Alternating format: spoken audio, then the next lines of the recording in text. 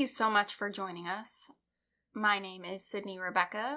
And I'm Rebecca Snow. And we're the Becks, joined once again by Keagan. Hello. We're back to it. And it's going to be great. So we left off at the trapdoor. Yes. Last time. Perfect spot to start.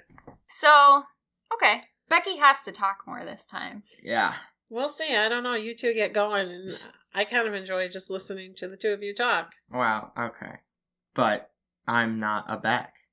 No, but you are a product of a Beck. I don't like how that... Yeah, let's not go there. I don't like that. Anyway. Okay. So the trapdoor. Yeah. So they're in the arcade. Right, and finally knocks it over. Yeah, Conrad. Oh boy, all terrifying. What a Yeah. freak. Yeah, he's scaring everybody in the arcade because he, really kind of loses it. Yeah, he successfully knocks it over. There's sparks flying everywhere. Dude goes tearing off to tell the security guard about it. And it reveals a trapdoor. And there's a trapdoor underneath the cabinet, which is what Conrad was looking for this whole time in Toronto. Yeah, what the hell? So I don't remember if it's the security guard that says it or the construction worker, but one of them says that on the blueprints, of this mall, they never remember seeing that trapdoor. I don't know. You're telling me a security guard knows every door in a mall? Hey, he takes his job very seriously. He knows the ins and outs. But how perfectly convenient that there's a trapdoor under this game that apparently leads to maintenance tunnels. Yeah, and that's what Conrad was looking for in the game. It just, to me, is all too coincidental. He wants to find where the water runs up. Yes. And so, he fucking opens the thing, of course, naturally, and goes down there. No hesitation. Yeah, he's just down there. No lights, just down. I don't even think he thought about it. He just saw it and did it, which is hilarious. It is pretty funny. It's also definitely, we as the audience know at this point, obviously Conrad is not doing too good mentally. No. And the fact that he's just in it. He's in the game. He literally believes he found the trapdoor that he was searching for. Right. He's almost in probably a state of mania. Yeah. And so, yeah, no, it's terrible, but it's also really funny that there happened to be a mysterious trapdoor under there that just feeds into this awful delusion. What makes me sad is obviously all these other patrons in the arcade were scared of him, but still no one really reached out to try and stop him from going down or anything. They all just watched it happen, and then they're all just standing there staring at the trapdoor. Did that just happen? Yeah, and they're oh, look at that 14-year-old boy just climbing down this random trapdoor, and we're just going to watch him go. And when the security guard gets there, he's immediately, because there's sparks flying and shit, he's oh shit, there's going to be a fire. So he's trying to, figure that out, and people are hey, no, a little kid just went, not little kid, but a kid just went down this trapdoor. Maybe that should kind of be a priority, at least as well. Yeah.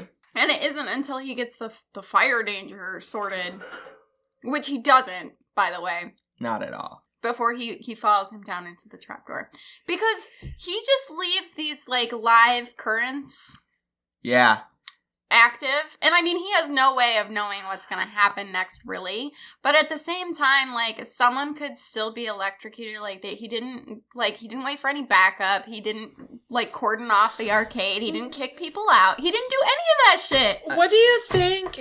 Why do you think he followed him down there? The kid was sobbing and threw a cup of orange Julius at the carousel, and he didn't do a damn thing for him. Yeah. But he sees him go down a hole in the floor. It's a security risk. Yeah, and he goes there? He's not supposed to be there. Okay. He's encroaching on territory that isn't his. But no, I do find it odd that, he's trying to take an active role in the situation this time around.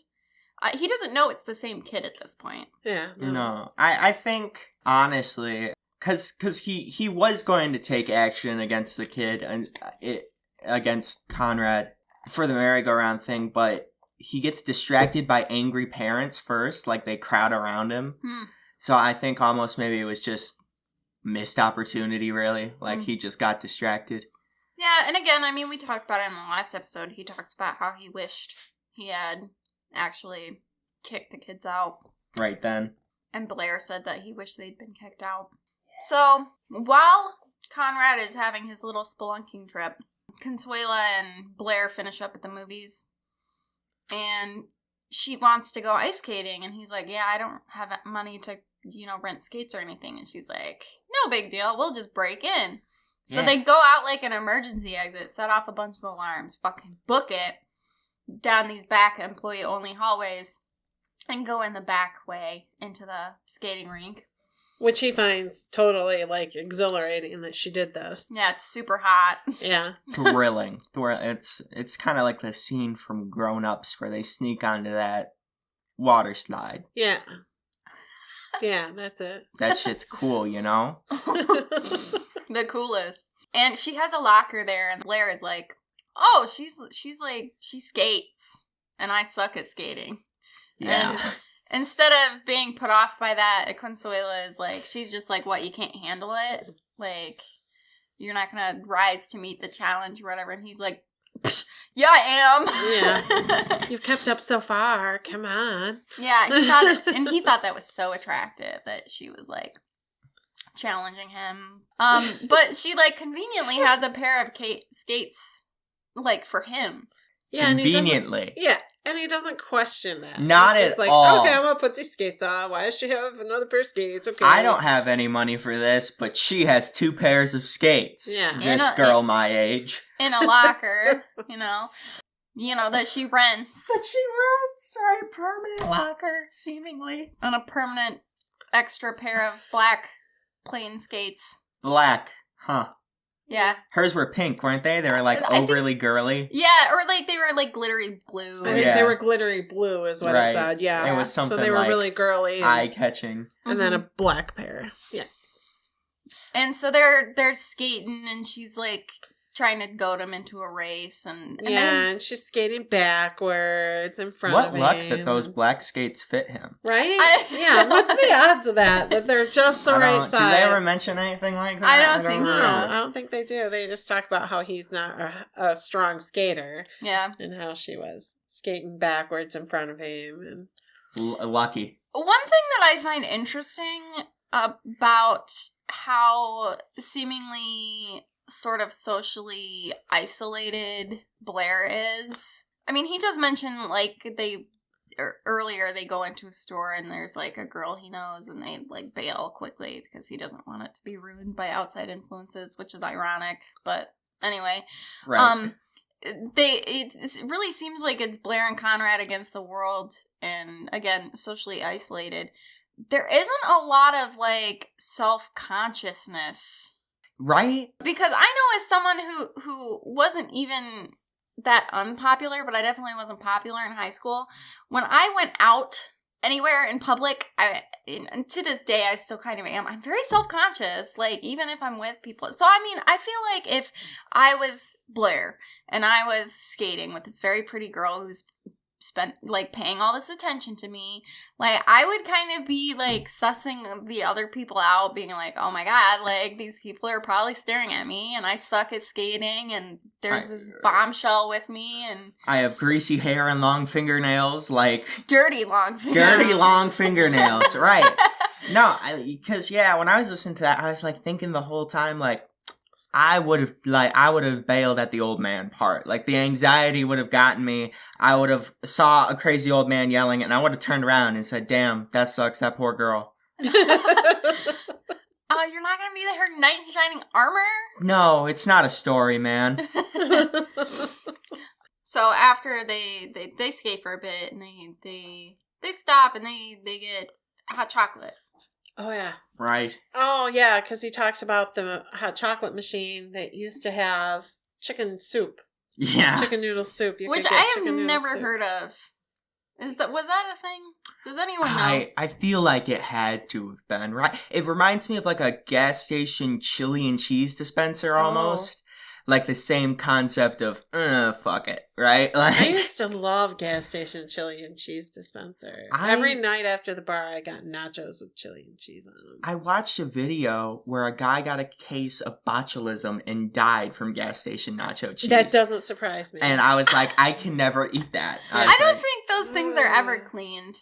No, I don't think so. I wouldn't clean it if I worked there. They're really gross. I worked at a gas station and no. You probably never were told to clean it. No, we did clean it, but we were never told to clean it. Oh, God. I'm sure mold grows in them. But yeah, so anyways, but yes, I'm assuming that, Blair was like totally like enthused about that machine. He's like, can you imagine a machine where you can get chicken noodle soup, where you also can get hot cocoa? Like, he was like totally broke off of the story to say that. Yeah, he kind of focused on it a little bit. It was weird. But yeah, I imagine that it probably was true. But I think that's soup in a vending machine. I do think that is kind of a clue into his psyche again, though, because as much as he wanted to be there with Consuela, I don't think he fully was, because he couldn't be. Yeah, true. Right. Moral of the story, if, like, it comes out of a vending machine / like, automatic pump action fucking thing. And don't eat it. Just don't. Yeah, nozzles, avoid them. But they got down on some hot chocolate, and then they decided to go to the aquarium. They went into, they walked through and they went to the darkest corner where the moon jellies are, and they kissed some more. I will tell you what, though. Because we went to Orlando, which I mentioned in the last episode, being in the aquarium there, all I could think of was this. I know, especially when I got to the moon jellies. I was like, oh man. Yep. Moon jellies are so beautiful. There. And they're endangered. So a lot They of are? Yeah. A lot of aquariums, they're like for breeding purposes. That's why they have them, so they can breed up the population. And they're one of the jellyfish that are actually endangered and not like ruining the ecosystem by like doing their jellyfish blooms and being gross. Yeah. Like the man of war. Those guys are weird. Yeah. Well, I don't think those are actually a jellyfish. No, they're like 4 things put together that resemble a jellyfish. Yeah. Yeah. It's gross. It's a gross creature. It's very scary. Anyway, we're not here to talk about Man of War. They go to this aquarium. and they go see the moon jellies, and they kiss in front of the moon jellies. And then it because we love tonal shifts, it switches back to Conrad. Oh, boy. Specifically, it switches back to the construction workers. So there's some maintenance workers who are working on the water line. Apparently there's like a leak, because there's a giant fuck-off moat. Yeah. And there's an aquarium, and there's lots of waterworks that happen in this mall. So there's a leak in one of the pipes. Yeah. 3 huge fuck-off water pieces, really. Yeah. A moat, a massive fountain, and a huge aquarium with 2 sharks. Yeah. The amount of water. Where do you get that much water? Probably. Why do you put that all in a mall? Yeah. Well, I mean, that's just how malls were. I guess Sure. so. There is a mall down in the one we went to, Keagan, for your birthday that time, of Great Lakes Crossing. Yeah. They have an aquarium. Well, I feel like we need to go. Okay. To the mall with the aquarium. Mall aquarium? Oh, God. No battery-powered jackhammers allowed. So, Yes. So that's one of the things this is another coincidence that I find interesting in this story is that the maintenance tunnels don't have a lot of outlets, probably because of the way that the pipes and stuff are set up. Water and electricity don't really mix. So all of the equipment that they take down to fix this leak, which they have to like break apart part of the wall and patch it and do all this construction manly work on. Yeah, because didn't they say that one of the pipes was encased in cement? Yeah. And of course that was the one that was leaking or whatever. Or they had something. Yeah, there was like a calcium buildup on the stone that they could see when they got there. So all of their equipment, though, had to be battery powered because they just didn't have cords long enough to reach all the way down there. And they And, like, one of the, who was it? Was it, like, the manager of the mall, or it was, like, some bigwig who literally never comes up again, who like, personally shows them in the maintenance tunnels where they need to go. Right, I remember that. And all the maintenance workers are really weirded out by it. They're like, he was just kind of a weird guy. He just wanted to show us, like, he wouldn't give us a map or anything. Yeah, they mentioned, like, he mentions how creepy the tunnels are, too. Like, he goes into, like, how small they were and how they just made everyone uncomfortable. Weren't well lit. Yeah, like, they had to bring down lighting, too. That also had to be powered by batteries and shit. Yeah, and didn't they say there was, like, a haze in the air there? It was just weird. Yeah, very, very eerie, I think, for everyone involved. And obviously in enclosed spaces like that, lots of echoes, lots of, like, tricks that the mind plays on each other, you know, because, like, when you're in hallways and stuff like that, they look longer than they really are, and they mentioned that it was, like, a maze down there, too. They also needed, like, they needed some kind of, like, water to, like, keep the dust down. Right. But because of the nature of, you know, everything else, like, they needed battery-powered stuff and whatnot, they couldn't have that, so they had to, like, you know, drill for a while or grind for a while, and then they had to stop and wait for the dust to settle. That's right. Yeah. So it got super dusty in there. And out of the dust comes Conrad. Can you imagine just being down there working, like, you know, you're jackhammering away trying to get this pipe out, and all of a sudden this kid just appears through this crazy, nasty dust that you're creating. I mean, that's got to be, in itself, eerie. I think I'd shit Why myself. Is this kid here? Why? What the hell is happening right now? I mean, it's very obvious that I think the mall didn't want even construction workers in these tunnels. So if I worked there and I knew my whole crew and then I just saw a figure that wasn't supposed to be there, I'd freak the fuck out. I'd probably just be like, okay. It'd be a very creepy I'm situation. gonna die I'd be like, where do I get out of here? I'm out. I'm gone. I'm running. I don't run, so. But again, where are you gonna run to? It's a maze. Yeah, no kidding.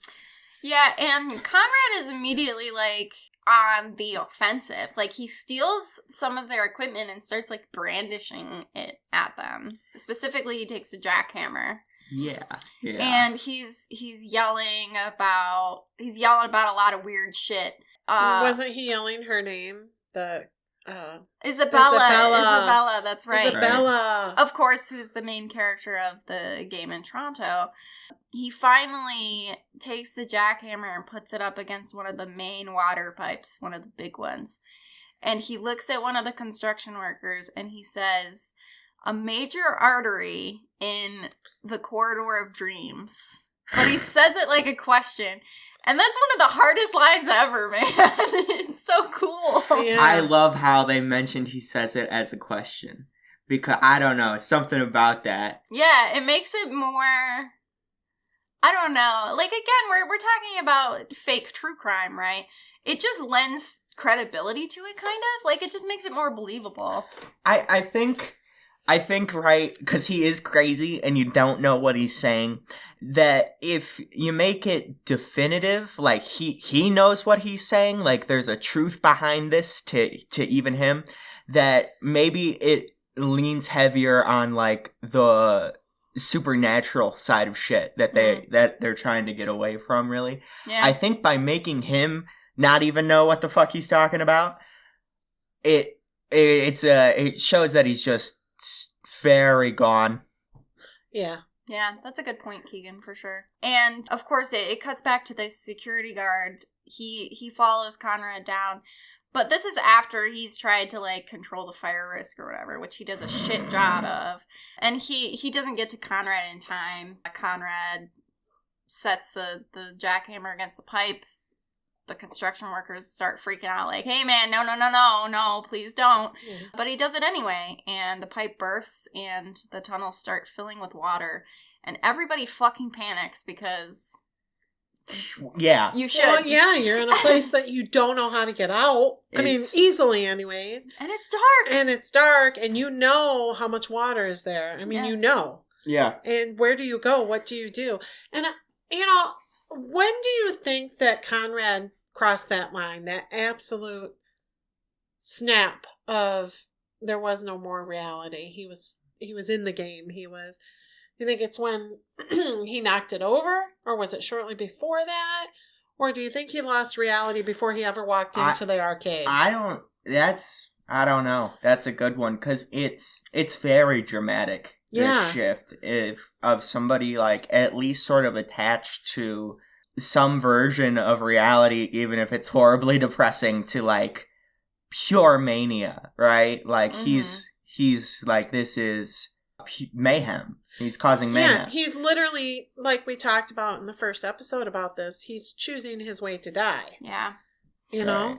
I would like to put forth the theory that when he really lost it was when Blair left him again. In the arcade? Yeah. That's what I think. When he chose to turn and walk away. Yeah. That if there is a point, I think that's probably it, yeah. Yeah. Other than, you know, and again, I think it's a good theory that it was pure absurd mania at a certain point, and it just went downhill from there. But if there was a definitive point, that's what I would say is when Blair left him again. Because it's the third time, I think, in Conrad's mind, because he left Conrad on that escalator. Blair did. Right. When he was trying to go after that girl, when he was thinking about that girl and not listening to him.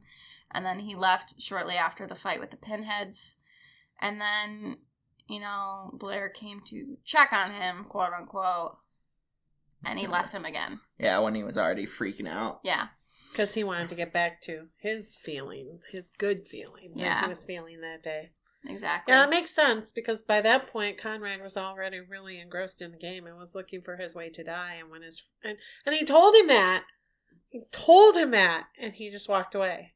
Well, he was talking about the game. Yeah. Right. At that point, I don't know. But anyways, so yeah, the tunnels are filling with water. The construction workers are panicking. They get, people start, like, I mean, it goes to shit pretty quick. Like, if you know anything, I mean, everyone's seen the movies, right? When there's, like, pipes or anything, like, submarines, like, water has an immense amount of weight and pressure to it, and it will tear whatever it's in apart to try to release that pressure. Yeah. Like, eventually, it just, you know, metal or whatever is not going to stand up to it. Yeah, there's a lot of power behind water like that. Yeah. So Conrad gets swept away. He actually collides with the security guard. Yeah. Yeah. And they actually kind of end up going the same way. Conrad never lets go of the jackhammer. The whole time. Which ultimately saves his life. Right. Because he gets, like, it gets kind of weird and crazy. Like, Celia Maddox, the narrator, she actually mentions towards the end of the episode how confusing all of the different reports are of, like, the underground maintenance tunnels and stuff, because it doesn't make geological sense. So again, it's where the water ran up. Yeah, because Conrad, like, the security guard, watches Conrad get sucked up into one of the, like, the water feeders for the fountain. Yeah. Or like, the moat, or, you know, like a waterwork thing. And, you know, this is when the security guard is like, oh, this kid's gonna drown. Yeah. Yeah. And he's obviously pretty torn up about it. Like, everyone in that tunnel knows that it's Conrad's fault that this is happening, but the security guard never, like, rebels, I would say. No, I think by that time, if you witness that, you know that this kid is beyond help at that point. And if he recognized, if he knew who it was at that point, I can't remember if he said he did, you know, you could have stepped in earlier. Yeah. And that's got to be just heart-wrenching to watch a kid that you could have helped die in front of you. Yeah. Like that. But, of course, Conrad has the jackhammer, and he turns it on. He turns it on, and I mean, at this point, the security guard and Conrad are separated, but... And the security guard does think that Conrad dies until later on. Yeah. Right. So Conrad disappears. The maintenance workers actually, at least one of them, gets pushed towards the trapdoor in the arcade. And So literally, we're talking about thousands of gallons of water yeah. being released from the pipe. Yeah, probably hundreds of thousands. Yeah. The pressure of the water sweeping him forward, it actually shoots him up the trapdoor. He doesn't have to climb the ladder, and the pinball wizard pulls him up. Yeah. But then there's like, in another direction, there's like a wall of water coming into the multiplex where the movie theater and the arcade is. At this point, we get back to the lovebirds in the aquarium, and they start to hear people screaming, and water starts running over their shoes. Yep. And this is when, I mean, concerning. We've talked about how Blair just really can get under your nerves, especially with subsequent listens. This is when he really starts to piss me off. Right. Like, he and Consuela look at each other and they start, like, going, out towards the exit of the aquarium. And Consuela looks at Blair and she's scared because people are screaming. The mall is flooding. That's a valid feeling to have. Yeah. But yeah. Blair's disappointed about it.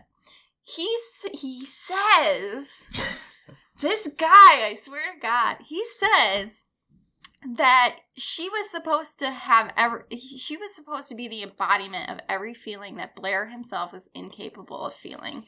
Confident, strong, fully present in her life, But now the confidence is gone. She's scared, which is something that Conrad and Blair talk about feeling. Right. Yep. It's something they can relate to. Yeah. And so he looks at Consuela and kind of the mirage falls away. And she's just this scared girl. I think every attraction he has for her dies in this moment, but it's even more compounded by the fact that somebody starts yelling Consuela. Blair thinks, he's like, oh shit, those pinhead kids are back. Right. Yeah. It's not them, it's Consuela's fucking boyfriend. Mr. Black Skates. Yeah. Yep. There you go. And Blair is like, oh yeah, I should have known. Of course she has a boyfriend. It was too good to be true. The happiness was fake. Blah, blah, blah. My life sucks. Yeah. Me. And this is the thing, is like, yes, it is totally a fucked up thing that Consuela did. Because her boyfriend's pissed off. He, like, swings on Blair, trying to punch him, but he slips in the water. Which, like, priorities people. She was using him, but wasn't he also using her? Yeah. Exactly. Yes, exactly. For sure. 100%. They were using each other. Yes, but he would not admit that he was using her. No. I mean, he saved her. Yes. He was the knight. Oh my gosh. His quest was, conquered. He was there. He was. But yeah, no. And yeah. And the way he reacts, I'm just like, what? He just walks away. Yeah, because he said she was saying, I didn't mean for it to happen. I'm sorry. I didn't mean for it to happen. And he says, I don't know if she was talking to me or him. I just let go of her hand and walked away. Yeah. It's like, oh. That's what I'm saying. Like, she ceased to be attractive and be this object to him and just became a scared little girl. He didn't even wait to see. Maybe she did break up with the boyfriend and she liked him. Didn't mean for it to happen, but probably not. But it could have been that way. He didn't even give her a chance. Yeah. Because it was all about him. Well, and if he had stayed, he would have gotten his ass beaten. Oh, for sure. I mean, Conrad was the only one who protected him from anybody ever. Yeah, and Conrad wasn't even there. No. And he mentions another feeling that Conrad named. It's like, I can't remember what he calls it. It's like the fake happy feeling or something like that, where like you were right all along, like it wasn't real. Right. Yeah, what does he? I remember that. I forget what he calls it. It's good. Yeah, it is good.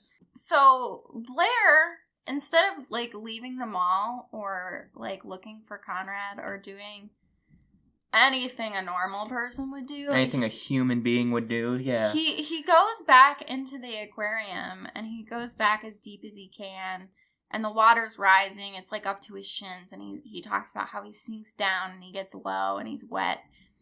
And above him, a hatch starts wriggling, and it opens. What are the odds that the room he's in is where that hatch is? It almost feels, yeah. These hatches are very video game-esque, aren't they? Yeah, for sure. Enter one, come out on a completely different fucking side of the map. Like, yeah. You know, it's funny how, and again, like water that fucking comes from nowhere and flows in insane directions. Yeah. Like, the hatch opens, and just like he said, Blair mentions, it feels like something out of King Arthur. Something falls from the hatch like Excalibur and buries itself into the floor, and it's a jackhammer. And following the jackhammer, which barely missed Blair, by the way. Conrad, by a few feet. I found that too. That one annoyed me, that line. It missed me. It barely missed me by a few feet. Yeah. I'm like... No, it barely missed him, okay? I'm like, okay, so... by like a yard. Feet? I barely missed me. That part made me mad every time I listened to it. Because I'm like, dude, it barely missed you by a few feet. Okay, but to be fair, if a jackhammer fell out of the fucking sky, and even if it was a few feet from me, I'd probably say, yeah. I would be like, I almost died. Okay, maybe, but I was just like, it didn't barely miss you by a few feet. If you said a few inches, I would be like, okay, yes, it barely missed you, but yeah, no, I get it. It is a jackhammer falling from a tube in the sky. In the sky. Whatever. So Conrad comes out after the jackhammer, and he does like a cool duck and roll thing to, distribute his weight or whatever, and he's soaking wet. Blair notices, and he looks around the room. So the first thing that Conrad sees in this aquarium is Blair, which I think is interesting for a couple of reasons. For one thing, it's, you almost expect, especially at this point, because Conrad almost drowned. The jackhammer saved his ass, for sure. But he was already in this, like, crazy mania. He almost drowned, so he almost died. He's breathing heavily, probably was without oxygen for a little while. He has the clarity of mind to recognize Blair. And I don't want anybody in our listeners to think that, like, Conrad was like, oh my god, my good buddy Blair, what the fuck is up? No, he's still, like, full crazy mode. So, what he says, though, is because, Blair ends up at the main attraction of the aquarium, which is the coral and the hammerhead sharks. And he remarks that he feels like the hammerhead sharks, well, when he first gets there, they're just kind of circling. They're not doing anything. When he gets in there and he falls to his knees, they start swimming in place, like they're pressing their faces up against the aquarium glass. And then Conrad falls. Blair feels like the weight of these sharks' gaze on the both of them. It's like they're staring at both of them, waiting for something to happen. Which is crazy. Yeah, no, that shows how crazy he is. That's not how sharks work. Yeah. They have to keep moving. Yeah. They literally do. Like, they can't even sleep. No. They gotta just keep, it's how they get air. Or water or whatever. So, I mean, at this point, you really feel like Blair is definitely becoming less of a reliable narrator. He's very self-centered. Mm-hmm. Even in a way that I think he thinks isn't, Yeah, no, for sure. Well, because he's still the knight, right? The fucking jackhammer falling out of the sky, it wasn't for Conrad, it was for him. Right, even though Conrad's the one coming out of the sky doing superhero landings. Yeah. Even though Conrad's the one who actually, brandished the thing. Yeah. So, Conrad, he runs up to Blair. Well, I say run, like, the water's still rising, so he sloshes over, and he, like, touches his face and the back of his shoulder, and he's like, hey, man, I'm almost done. I found the Dream Eaters. We have to kill them, which also is a hard line. But really scary in context because Conrad is gone, dude. Yeah. He's totally lost it. Saying nonsense. And Conrad even mentions, like, you know, it's all a dream. You know, we have to... Does he or does Blair say we have to wake up? Because I can't... It got a little confusing with Blair's narration. I think Conrad says it. But yeah, I know what you're talking about. That was confusing. Yeah. No. That interaction is... That made me cry. Yeah, that whole terrifying. interaction. Yeah, because, you know, at this point, Conrad, like, he's like, we gotta kill the Dream Eaters, you know. He gestures to the jackhammer, and Blair immediately knows. Like, oh, he wants me to fucking break open this aquarium. Which is not something any sane person...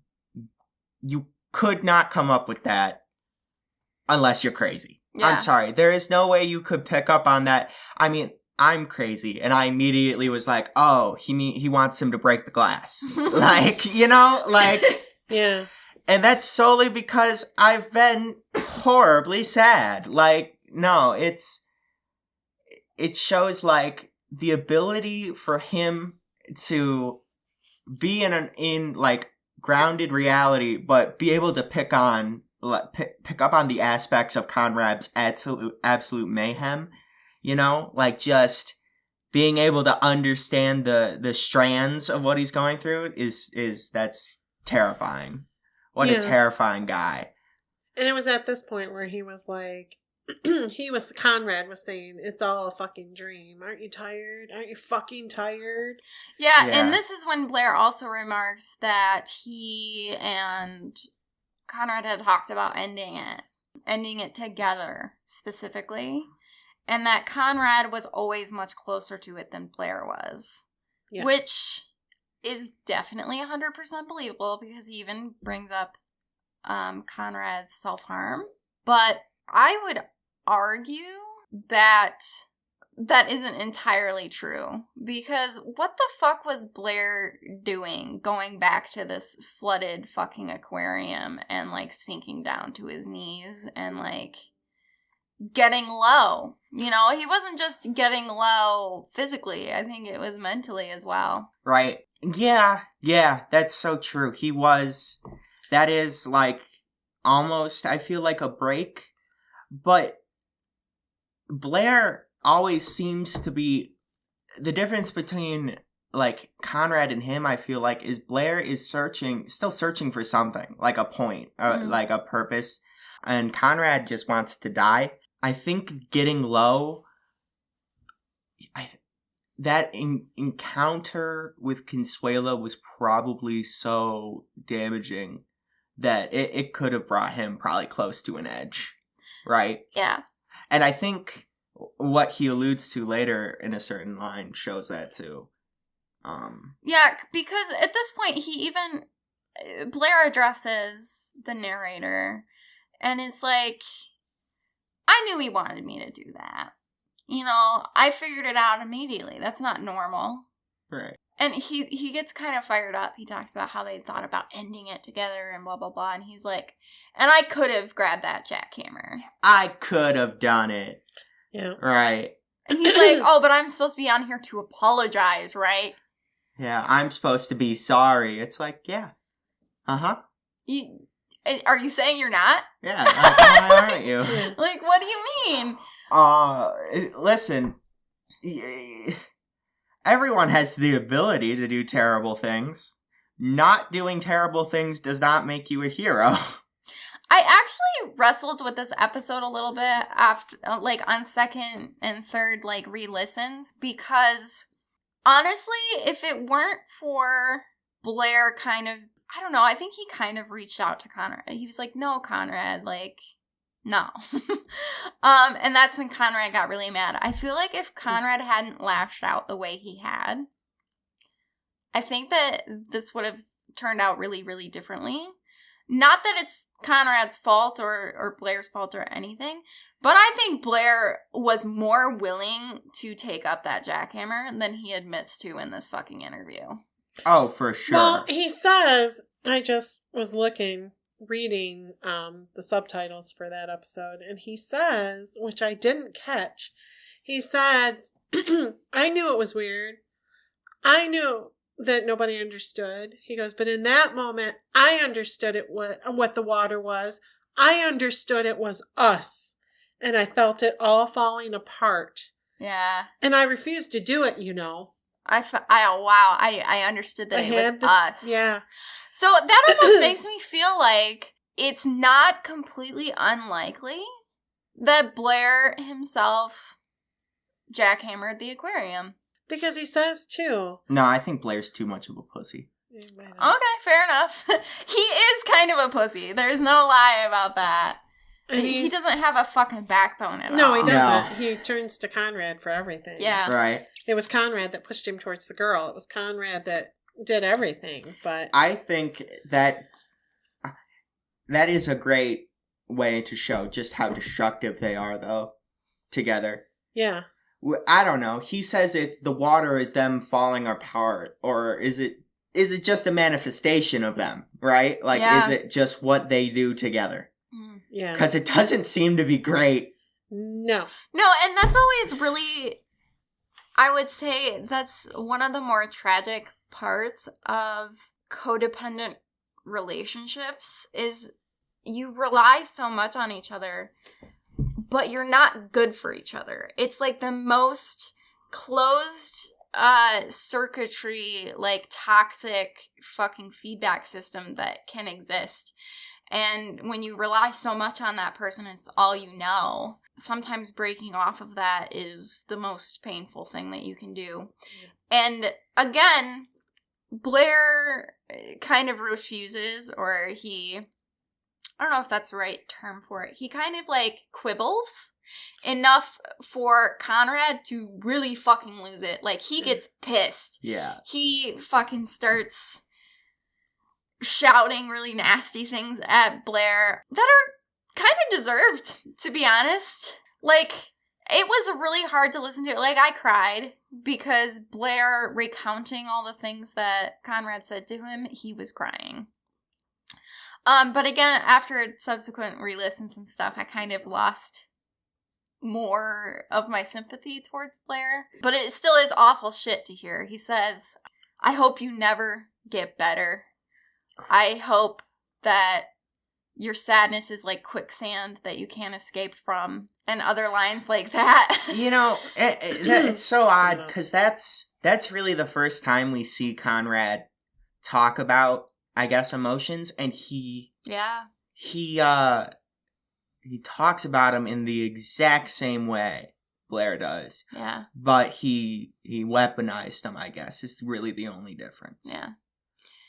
And honestly, it's not that during this podcast Blair talks shit about Conrad a lot, but he doesn't have a very positive view of his friend. Whereas up until this point, does he even have much to say about Conrad? No. Not what really. What do we know about Conrad, right? Well, he has a mom that he likes, and he cuts himself. And he's Blair's friend. And he likes playing in Toronto. Yeah, and we know literally so much about Blair. Yeah. And his thought process and which again, I guess is like, he's the narrator, and it is a story from his point of view, so there is going to be some of that inherent selfishness, but I don't know, man. I don't know. Like, he talks so much about, like, this date with this girl, and the whole thing is, like, he's coming on to interview about a crime his friend committed. Yeah. Wouldn't you just be talking about your friend and not what you were doing like, that day? I would be like, okay, so, like, we got separated for a while because I was on a date with this girl. You don't have to go into fucking excruciating detail about the fucking chicken soup dispenser. Right. For fuck's sake. I think the only emotion, though, that you really ever, like, true emotion that you ever hear from Blair is when he cries because Conrad looks at him and says these things. Spits in his face. He spits in his face and he says, I hope you never, or you're always looking backwards. I hope you never get better. Which that made me cry because you could feel, for me, you could feel all of that hurt that Conrad was feeling towards his friend. And the one person he thought he could count on, the one person that was supposed to be his lifeline, wasn't there. And for him to turn on him the way he did at the end, it just was so emotional for me. Well, you know what? Heartbreaking. And it's interesting that you bring up that point because that's exactly how Conrad was feeling about Blair. Well, that's what I'm saying. This is for Conrad to strike out at Blair. For me, it was more of Conrad's feelings that made me cry rather than Blair being hurt, because Blair was so self-centered that he's still, he's like, I could have done that. I could have been the maker of the flood with him. I could have, but I didn't. He did it. It's all him. Doesn't he say that we should be thankful he didn't? Like pretty much. Yeah. I don't think he ever outright says that, but the implication is 100% there. Right. And I think, honestly, Blair wishes that he had joined Conrad in the destruction. Absolutely. Because I think then he wouldn't have felt like he lost his friend. And also, he could have potentially also died, but not because of him directly doing something. It just is like a side effect of it. So he's once again not really taking the initiative. Oh, exactly. It's, passive. Yeah, it's very passive, but he's not capable of making decisions that aren't passive, Right. And that's, one of the worst things. So Conrad touches the jackhammer to the aquarium and he breaks the glass. And Blair does nothing to stop him, which I also find to be very strange, because even if my friend had just screamed in my face like that, I feel like I would have the presence of mind to be like, that would be really fucking bad if we just release another fucking 300,000 gallon tank. And two sharks. Yeah, not to mention the fucking sharks, which are very relevant. But again, I think Blair was hoping for oblivion in that moment, even if he wasn't a active participant. Right. It was, it's Blair, clearly at points doesn't want to be alive, but doesn't have the will to do it himself, which is, that's fucked up to say, isn't it? But holy shit, it's very true, because he is so, he can't do anything by himself. Yeah. Does he initiate anything in this? Stuff is always happening to Blair. Yeah, he's not making things happening. It's just happening to him. Yeah. For sure. What is our time right now? 6:54. No, I meant 1 hour, 1 minute. 1 hour, 1 minute. We have a lot of dead space though, because the dogs and Roger. Yeah, that's true. Do we, I think, should we talk about the hammerheads? So the next episode, we just talked about the trapdoor episode, 1 episode. So that was episode 4. So 5 and 6, those are the 2 final episodes with the hammerheads. And one thing that I really liked about how they did the hammerhead episode was that they broke away from all of kind of most of the human narrators of the story. So the security guard kind of took a backseat. Blair took a backseat. Them talking about, even Conrad. It all took a backseat, and they kind of told this chapter in the perspective of the hammerhead shark. Now, one thing that I would like to bring up, as again, subsequent listens have made me really think about, is the parallels between there being 2 sharks and there being 2 boys, and how one of the sharks dies immediately upon the release of the water. Right. And the other goes on to destroy more lives. Yeah, cause more damage. I think that's a fucking metaphor if I've ever fucking looked at a metaphor, because I think at that moment one of the boys died. And I haven't really decided, like, I mean this, like, metaphorically, you know, Conrad and Blair come back in the 6th episode and are doing things. They don't die when the water gets released. But I don't know if it's Conrad, because that's, like, fully he checks out, or if it's Blair because everything came crashing down. I think it's Conrad, because, I don't know, the pipe, yeah, that would probably flood the mall. I don't think that would have been enough water to drown, like, people quickly. I feel like most people would have been able to get out from that. But once you break that, you know, giant tank, that seems like the point of no return to me. Like, he's doing it. It gets fucking gruesome in this episode, because not only do you have a shark that is terrified, the water's very dirty, there's people screaming, drowning, trying to get above the water, trying to avoid all the fucking detritus that's, like, being pushed out by the water, like all the store mannequins and the tables and the fucking garbage and like everything. Just everything. Because it's flooded completely. They actually have a shark expert that comes on and talks about hammerhead sharks, and it says some stuff that I didn't know about hammerhead sharks. So for some reason, I don't know if any, like, you guys have similar feelings about hammerhead sharks, but they've always scared the piss out of me. Like, they freak me out. I don't know if it's because they look They're weird. Yeah. They are weird. Or, like, because, like, I don't know if it's, like pirate movies or something, because there's always hammerhead sharks in pirate movies, right? Like, just be a normal shark, you know. Why do you have to have a weird fucked up Why are you doing head? all that? Yeah. But the thing is that they're not like great white sharks or bull sharks, or, like, they have tiny little mouths. Yeah. Yeah, like, they're not going to attack. And they, on record, there are, like, no attacks, actually, and no deaths. Because, again, this is a fake podcast. This is fake things that happened. No one has ever been killed by a hammerhead shark. No. They're, like, they're one of the least dangerous types, despite how scary and unnatural they look.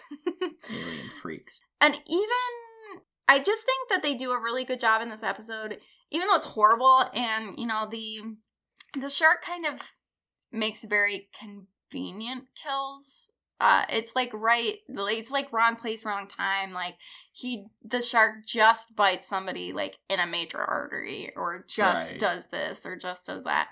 So it's not like, you know, they're tearing people apart like in a shark movie or anything like that. There's a lot of sympathy that I felt for the shark, though, because it just was scared and it couldn't see in this murky water, and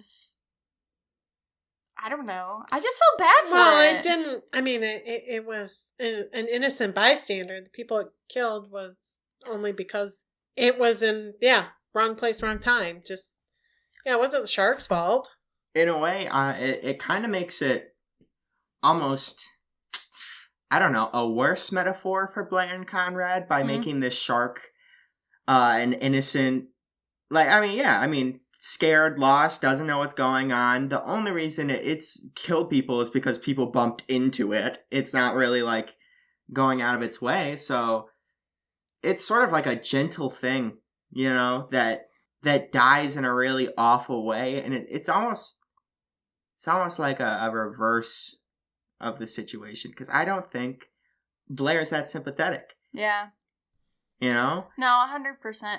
And even, like, the fact that they even address this in the episode itself, it's really unlikely and strange that the shark survived, because the waters that were combining, like, were not salt water.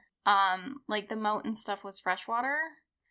And the hammerhead sharks are not one of those sharks that can live in brackish water or fresh water. Not like bull sharks can. They can't adapt to that. And that's, in fact, why they think that the one hammerhead shark died, like, immediately, because it just wasn't shocked. And make no mistake, this hammerhead does die eventually as well. Yes. From suffocating. Yeah, that's a horrible thing for them, too, that they suffocate. That's how they die. And Yeah. it's awful. They also, in this episode, they also talk about, because weird parts of the mall flood first. The aquarium and the bowling alley are both at the bottom of the mall, and that's like the last place that floods. And the force of the water in the bowling alley actually like flung a bowling ball at somebody and fucking crushed the shit out of them, which is A kid, Wild. right? It was one of the kids. yeah, I think it was one of the pinheads. Was it a pinhead? Yeah, I think so. Rough. Very violent deaths in this episode. Yeah, because again, there's people that get mauled. And electrocuted. Yeah, and the electrocution was what really fucked with me. You Okay, just laugh. well, it just is like it's such a fucking horrible situation, and like so back at the arcade, which they see the fucking that's how the shark dies. He gets electrocuted. Yeah, that's right. That's right. It doesn't suffocate. So the shark does eventually end up in the arcade, but the fucking water is lit up with fucking electricity, and people die because they don't realize. One of the construction workers and the pinball guy, they actually get on the air hockey table, and that's what saves them before sparks start fucking throwing electric currents into the water. And they talk about how they're standing on top of this air hockey table and people are just floating around face down because they were electrocuted. And then the unreality of seeing a fucking shark fin. Terrifying. Yeah. You're just in an arcade, like, hanging out, man. Playing pinball 30 minutes ago. Oh. Yeah, like some kid loses his mind kinda, but just fucks off into the cellar of the maintenance tunnels, and then all of a sudden shit's flooding and There's people a fucking shark. There's just a shark suddenly. Yeah, and they watch the shark get electrocuted because it swims right into, and that's it's just really sad. It's a rough episode. Yeah. All right, you guys keep talking. I gotta pee. So the security guard, right? He actually didn't drown. Right. He escaped somehow. I forget exactly how. He climbed up this. He found this tube or something, and climbed up it and ended up in the skylight. Yeah, like a fucking Mission Impossible motherfucker. Right. Which again, from the sub levels, why would you have a pipe going up to a skylight? Yeah, it was weird. Why would that ever be a thing? And this is the skylight that obviously is above the crucible of creation. So it makes it look like this the fountain. Big, outdoor sky, whatever. Right, it's painted like the sky, right? Yeah. Which is really funny to me. Just as an aside. Like, they make a fucking window, but then they paint it. I think I've seen that before in a real mall. It's so stupid! They do that. It's crazy. Well, that's like they do it in Vegas. Like, if you go into Caesar's Palace and stuff, they literally paint the sky. And it's lit up like a skylight. It's like very bright. And then at night it's dark. It's weird. That's dystopian. Yeah. I don't like that. It's like Fallout. So, I guess maybe he is just trying to kind of escape the tunnels. Yeah. Which, again, is funny because, like, how did he not know about these tunnels? He's a security guard. He's a tunneling man. Yeah. He found the trapdoor and went down it. Like a boss. P.S. He becomes a cop eventually, so take that as you will. Anyway. So he gets to the skylight and he looks down and he sees some rough shit. So obviously with all the waterworks and stuff like that, water is constantly getting pumped in and out of the fountain, the moat. all the other water features that they have. But with it flooding, it's not able to keep up. So it starts to try to kind of pump, but what happens is it creates a giant fucking whirlpool around the fountain, and everyone's fucking drowning. Yeah. There's bodies, there's trash, it's horrible. And the security guard is like watching this happen. From like 100 feet above. Yeah. And he's even like, oh fuck, like I gotta get down there. And it's like, what are you gonna do? Yeah, how are you gonna do anything right now? You got, like, a fucking tactical belt. You got, like, Batman tools. You get, like, don't get me wrong, like, I respect the urge to try to rescue people, but just the idea, I don't even know how would you rescue people from a whirlpool? Yeah. They tell you not to fucking help drowning people yourself, because, you know, you need to throw them, like, a life preserver or something, because you will drown. Yeah, because they'll drown you. And it's not like a malicious, it's just like survival instinct, right? Like you're just trying to push your way out of the water. Like, so just the idea of the chaos of trying to help those people, there was no helping them. No. And especially not fucking Mr. Security Guard. Wes Barker. Wes Barker, man in the sky. Well, Consuela and her boyfriend are actually able to fucking they get to the edge of the fountain and they try to climb on the fountain. But you know who's on the fountain? Oh boy. It's Conrad. It's Conrad. He's still alive. He is still alive. You know, he got pushed out of the aquarium as well as Blair did. And he climbs on top of the fountain. He gets out of the whirlpool. I think he beat the whirlpool, and I think he just watches it for him and is just like looking at all the destruction that he wrought. And he sees Consuela and her boyfriend trying to get out of the fountain. And he kicks them both off. Does he kicks her? He kicks them. Oh boy. Does he? I swear it says he stomps on her fingers. He right? does. He stomps on her. Yeah.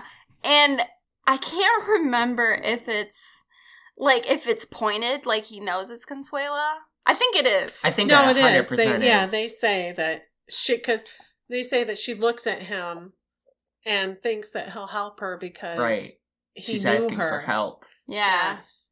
Because he knew her and he was nice to her earlier. Yeah. And he looks down at her and stomps on her hand and nope. I think it's important to keep in mind he has no positive association with Consuela at all. Consuela took his friend. That's well, not probably only what that, he's seeing. Not only that, but I mean the whole fight that was involved, like it was personal trauma that got brought up when they were like, show us your tattoos or whatever. Like, he lost something in that fight. Like, they may have scared the boys off. Right. But he lost, not only did he lose the illusion, you know, I mean, he was kind of exposed, but, you know, she did take his friend too. Yeah. So. At least in his mind. That's and then she's with this random boy. I don't know if Conrad made the connection. I think maybe he was a little too far gone for that. Maybe. But he also could have made the connection that she's with another motherfucker that's not Blair. And what was the whole point of this then? Yeah. You fucking bitch. Which, God, you know, if he did make that connection, it probably made him feel even better stomping on her fucking bitch ass cheating fingers. Yeah, because man, really, none of this had to happen. I am not, what's the word I'm looking for? I'm not supporting Conrad's decision to stomp on these girls. Not condoning his actions. Thank you, yes. Yeah, I really don't, I don't condone anything past the, water pipe. Oh, Keagan. And the security guard looks down and he realizes that it's the kid from earlier that threw the orange Julius. And then doesn't Conrad look up at him? Yeah. Yeah, doesn't he say something about he sees me or... Yeah, he says something. The eye in the sky or whatever it was. Because him looking down on him, he can't... Like, it's distorted. He's not seeing the security guard because of the he glass thinks. I think whatever it implies he thinks it's God. Yeah. And God's not doing anything. He's not helping Conrad. He's not hurting Conrad. He's not helping the people below. He's not hurting the people below. He's just watching. He's just watching. And eventually, though, the pumps in the building start working. They start pumping the water back out. There's carnage. Yeah, it's horrible. I forgot about him going to the arcade, though, and the boys talking to him in the arcade, trying to get him to stop Conrad. Oh, fuck. I forgot that, too. Yeah, I was Did just... they try to stop him? They did. He went into the... Yeah. This was after the shark died, isn't it? The shark was in the aquarium, or in the arcade, yes. But it was dead, so the electricity wasn't working anymore. Mm-hmm. Which, again, I want to go back to the moment where it first happened. Not that the security guard could have known that shit was going to flood and then 1 billion people were going to be electrocuted. It wasn't that many people. But, like, a bunch of people in the arcade got electrocuted and died.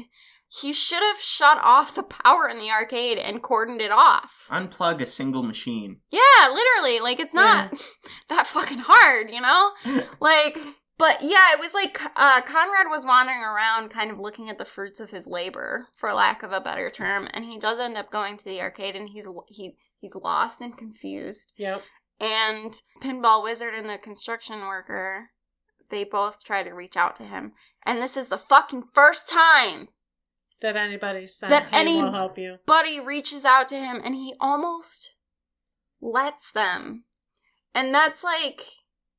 kind of the worst part for me is that if Conrad had survived or hadn't gone missing or whatever, if he had reached out that hand, his life would have been over anyways. You know, he would have served time, be it in a penitentiary or a mental health institution. Probably for the rest of his life. Probably for the rest of his life. You guys all forgot about the shark's head going into the game at the end too.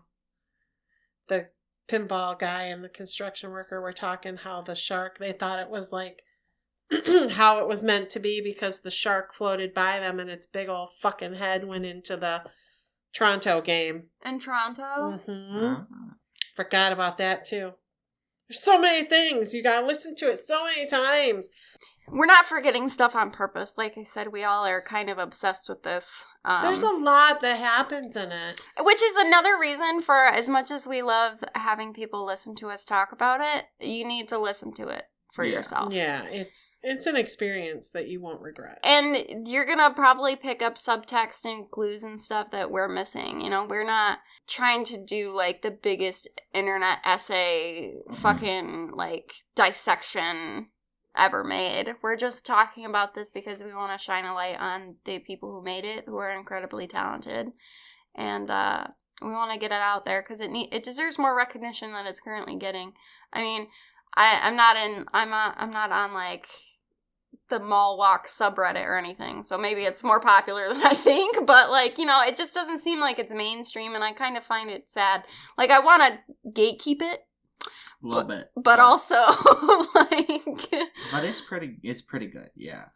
So, yeah, the shark's head does go through.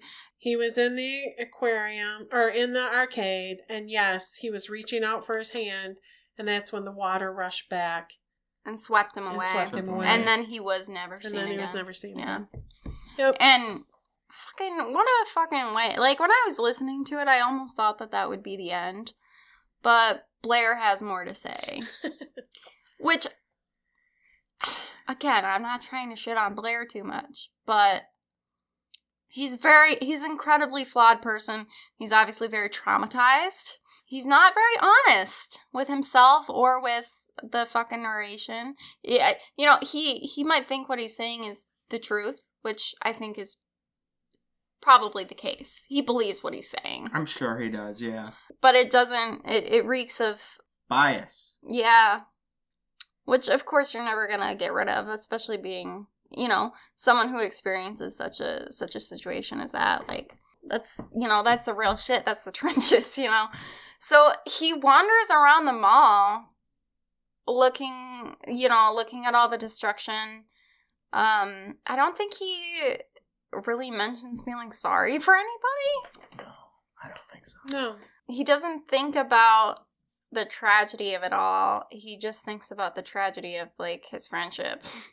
And he's looking for Conrad, but I don't believe that he wanted to find him. Not really. No, I don't think so. He calls out for him. He does. He yells, Conrad! Conrad! Yeah. And Isn't that after he comes back, though, when he's That's an when adult? he comes back, yes. That's the second time. Because he does look around at the end and then, like, sort of just goes home. yeah. And he never talks about it. Yeah. Well, he doesn't talk for 5 years. Right. And then doesn't talk about it for, what they say, 18 years or... Yeah, it's like... But then he goes back to the mall as an adult. Yeah, because doesn't she ask him, what made you decide to talk about it? And he's like, well, it was you, wasn't it? And he starts talking about how he went back to the mall. Yeah, and he, he talks about how there's evidence of, like unhoused people or people using the, camping in the mall, and how there was a giant, like, hole in the fucking floor that he had to climb down, and it took him to the maintenance tunnels, and That's where he called out for him. yeah, and he doesn't answer. Nothing answers. That's a really, like, emotional point in it, too, because the way he screams his name, it's almost... Conrad! And it's like he's angry. And it's like, wow, okay, you're angry? Because you can hear that emotion in his voice. That's another point where there's actually a little bit of emotion coming from but wouldn't you be angry? I mean, he's not a good friend, but if you were 14, you wouldn't expect No, for sure. your friend to do something. I get talking about suicide is awful, right? And it's traumatizing. And if your friend does commit suicide, that's traumatizing. But I feel like terrorism's a step up. Oh, for sure. Yeah, like, he not only did he kill himself, but he also, like, killed So many people. so many other people. Indirectly or not, he still is responsible for those people's deaths. And the one line he says after the flood when he is walking around and he's like, I was just looking for Conrad. I was just looking for my best friend. I think it clicked at that point for him. It's, like, that was my best friend and he's gone. Mm-hmm. Yeah. And I think especially to him calling back to Conrad, angry, whatever, it kind of brings to mind an aspect of the Call of the Void a little bit, because Conrad, whether he ran away, went missing, died, whatever, because they never find a body or anything, he went to a place that Blair himself was not able to reach. And again, when you're so codependent on someone and you are in that relationship that's toxic but fulfilling in its own way, there was a lot of resentment. Yeah. And it wasn't about what Conrad did, it was about Conrad leaving him. Yeah, for sure. Again, it was having him not be there because he needed, they needed each other. I think what happens at the very, very end, though, is I think it shows how, like, truly broken maybe Blair is, too, on a level that doesn't shine through in the entire podcast. Because at the very end, he goes on that rant about why he's talked about it. And at the very end, he talks about, he left the subtunnels, he was going back up, and I don't remember if he heard a noise or he saw a blue light, but something was coming from Kmart. I think it was the blue light. Yeah. He started feeling that feeling.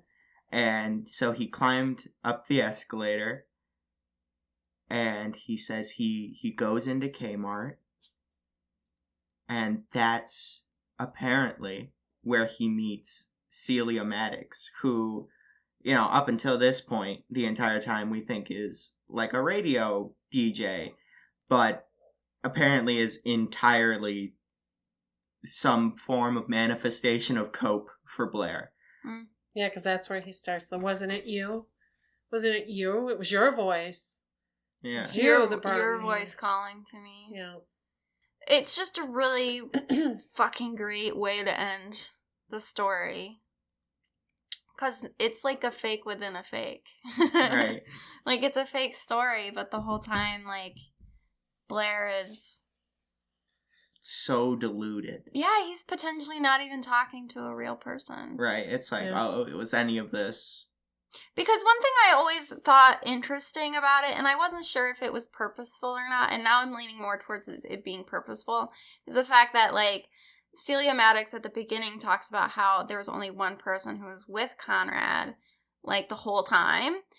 But we know, through listening to this story, that Blair wasn't no one with Conrad the whole time. Yeah, like, Blair was with fucking Consuela.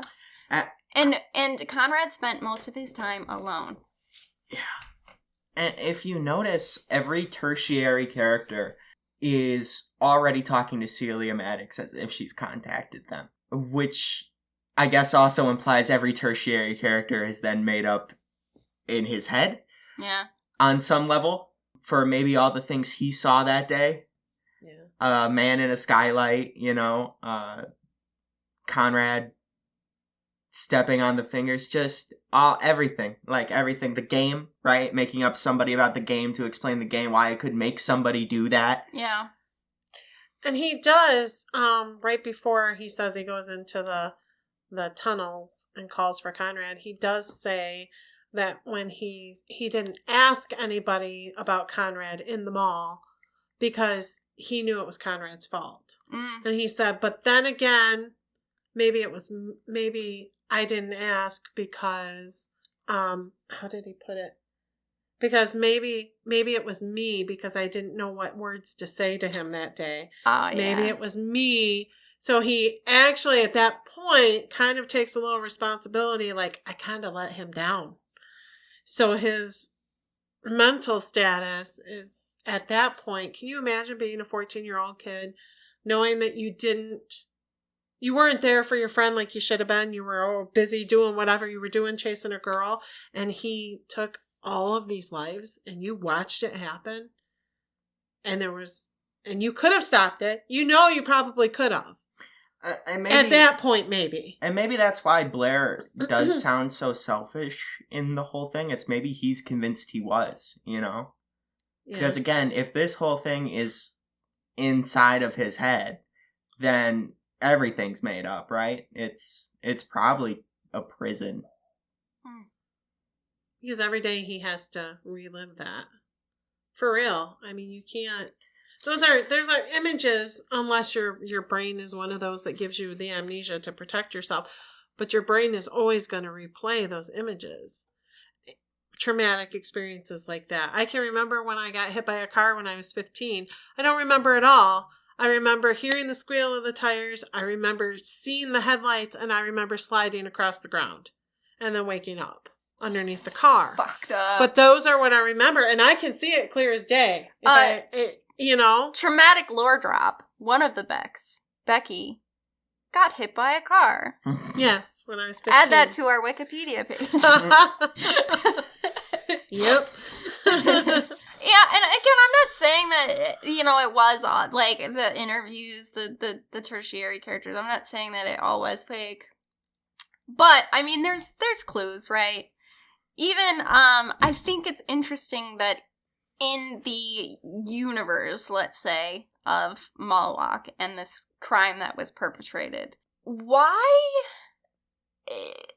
Like, I guess, I don't know the statute of fucking limitations, I guess. Mm-hmm. But, like, if this was kind of an unsolved crime, don't you think there would be some mention of the authorities, the police, the FBI, something somewhere? Like, why is it just this journalist? Right. This very young-sounding journalist. Yeah. And a security guard. Who becomes a cop. Like, he becomes a cop. Like, they mention it. Like, he joins the LAPD or something. Yeah. So, like, is he not, like, should he not, is that not something that you should bring up to your superior? Like, I don't know. What is the fucking, you'd think that there would be some type of law enforcement involved, is all I'm saying, basically. The point that I'm making. Right. Yeah. The only law enforcement that we get is the fucking security guard. Yeah. Which he carries a baton and a walkie-talkie. Maybe. So, what do you think happened to Conrad, Keagan? I think he died in that mall. And they just never found his body? Yes. How about you, Sydney? I think that Conrad died in the mall, but I don't think his body died in the mall. I think he wandered off into the foothills and died of exposure. Yeah, probably one of those things. I feel like there is no, like, way he survives. Like, there's no, you don't move on from that, right? The body dies, No. the spirit dies. Either way, there's no surviving it. What about you, Becky? I, at first, hoped that he wandered away somewhere. You, I really? do. Yeah. I do, because I'm a mom, and he was a terrified child, and as grotesque as this crime was, and it was, and I would never in a million years condone it, and if it were my child, I would want to see them face whatever they had to face. I would hope that he would have found help, but he wouldn't have, and he would have been in prison, and so the end of his life was what it needed to be. I know, like, I do want to touch on the fact, like, what is the best case scenario for someone like Conrad, right? I mean, I think that's part of the point of the podcast is... The best case would have been someone stepping up when he threw the damn orange Julius, but and him getting the help he needed that day. But, I mean, if he had but been in caught... all reality, his death was probably the best thing for him at that point. Mentally, when he came out of, if he came out of the mania and hysteria that he was in when he perpetrated this crime, he would not have been able to deal with what he did. Would not. And so therefore he would be even more trapped in his own mind, dealing with what he created and how he did it and how he murdered all these people. See, that's interesting that you say that because, again, we only ever have Blair's perspective of Conrad. That's true. So I do wonder if Conrad was a person who could regret doing something like True. that. Was he truly evil? Because I don't think he was, but again, like, we see him through Blair's lens, like, that was his friend, right? So, and he even mentions, like, I'd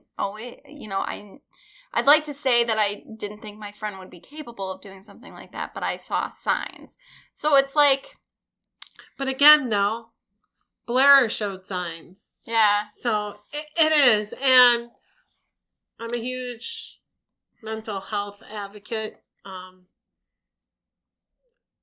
It's very hard for me to sit back and be like, yep, I want to save the world. I want to save everybody that has any kind of mental illness. I want to. And some you can't. Yeah. And that's probably why I didn't go on to become a counselor, because I realized that some you can't, and I wasn't sure I could deal with that. Yeah. But yes, I'm sure he probably... I don't know that he died actually in the mall because they never found him. And apparently they never tore the mall down because we just leave a giant grave there. Yeah, they do talk about how it's still standing. It's just been abandoned. So I lean more towards Sydney. He wandered away and he either finished what he set out to do by his own hands or he did die of exposure. I say he's still in that mall if you looked hard enough. Yeah. Well, yeah, I think with all the crevices. No, there is credence to that theory, though, because, again, it's like, obviously, there's lots of nooks and crannies that that weren't on the blueprints, right? Yeah. That the security guard, the very important security guard, head of security, didn't know about, so. I think it also relates to, like, just because in the first episode, almost right away, when describing the exterior of the mall, Blair offhandedly refers to it, he says, it always kind of looked like a big tomb. So true. Oh, yeah. I'm so glad you brought that up. Oh my God. And that's kind of what cemented me being that is like Conrad's tomb now. And they did say that it was built into a hill. Like it was in the dirt. It was built into a hill. Huh. Yeah, that's probably correct. He's probably there somewhere. Yeah. Damn. Mic dropped on us, Keagan. Fucking tomb. So, final thoughts about Mallwalk, Keagan? Crushing. So good. You gotta watch it. I mean, listen to it. Whatever. It's on YouTube. It's on Spotify. It's on Apple Podcasts. It's on all the things. They have a website. Yes. With links. For the love of God, support these small creators. Not just talking about Mallwalk, but like us too. Damn straight. Final thoughts on Mallwalk. It was heart-wrenching for me. It just, yeah. There's really no words. I mean, we talked a lot about it, but you have to experience it. When I first started listening to it, I knew right away in the first episode that I was going to be sucked in. And it didn't disappoint. It's heart-wrenching. There's tears and anger, and it puts you through a roller coaster of emotion. So I loved it. I still keep listening to it.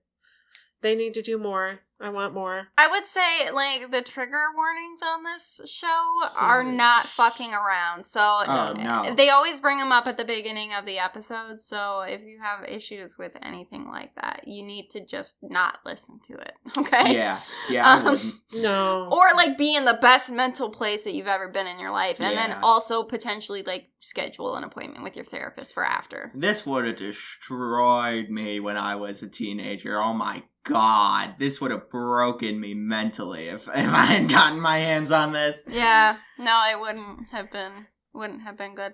Yeah, I mean, just like Keagan and Becky said, it was a really poignant, heart-wrenching piece of media. One thing I want to bring up is, you know, again, this is a fictional thing that happened, but I love how impactful fiction can be and how poignant it can be to real life. You know, this is why we make things. This is why we draw and we write and we perform.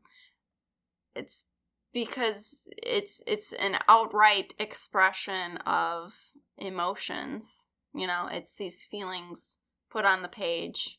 It's what makes us human, and it's important. And terrorist attacks like this, we all know exist. We've all seen it. Yeah. Columbine, other school shootings, mass attacks. It is. It just feels like a grander scale of like American violence. Yeah. Which, okay, bringing up Columbine, I feel like there's some parallels between Blair and Conrad and the perpetrators of Columbine, because like if you listen to interviews or whatever, there was one that was like the go-getter and there was one that was the more passive one. Yeah. And that's you know, it's the footprint. Yeah, but no, it's the codependency. Like they may no, it almost feels like a basement tape. Like, you know what I mean? Because that's what they did. They left behind that manifesto. This doesn't feel like a manifesto per se, or people that had like something to say. It was more just two people in a situation, right? Yeah. But all that to say, it was just, you know, the fact that I think there are some parallels between these two boys and the pieces of shit that perpetrated Columbine. And the sad thing is that this isn't going away anytime soon, so it's actively getting worse. Yeah. So, like, you know, just be safe out there. Pay attention to trigger warnings before you consume media as well. Yeah. Go to therapy. Go on a Mallwalk. Without a jackhammer. Without a jackhammer. Do not go down the trapdoor. Yeah. If you see a trapdoor, if the water's flowing up, go home.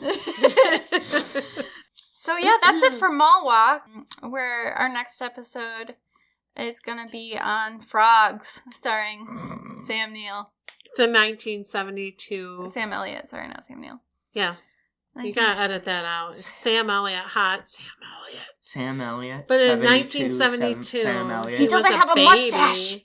He doesn't have a mustache. He doesn't have a fucking mustache. It's that crazy. That was an option? That's crazy. I don't think it was the best option, but it was an option. He's still hot. He is still hot. Just listen to that man talk. Oh. Keegan's not going to guest in that episode, though. He didn't watch it with us. He will probably guest star in the future, because he's awesome. I'll definitely be editing it. Yes, he'll be editing it, though. And he's a rock star. So thank you so much for joining us, Keegan. Anytime. Thank you for turning us and our listeners on to the beautiful piece of media that Mallwalk is. I couldn't have my soul be haunted alone. Oh, and my friend Dawn absolutely loved it too. She's waiting for this episode, so yeah, she'll be excited. Shout out to Dawn. She's like our biggest fan. Yep. We love you, Dawn. As far as we know, she's our only fan. But hey, no, wait, no. Don't bring up OnlyFans. Jesus Christ. That's not what I was saying. Sorry. But thanks, Dawn. Well, I do want to mention we were looking at our, our, demographics or whatever. Logistics. Our logistics. And, we had a listener from, Germany and Colombia and, the United Kingdom. So, shout out to y'all if you're listening again. Oh, damn. I know, it's crazy. Right? It's only one from each, but it's still very special to us. Yeah. So if you are returning, thank you. Wow, we love our overseas fans. Share it with your friends. That's a wild spread. Share it with your other friends. Yeah, it's still the majority is the United States because it's people we know. But usually you'd get 0 from other countries. I know.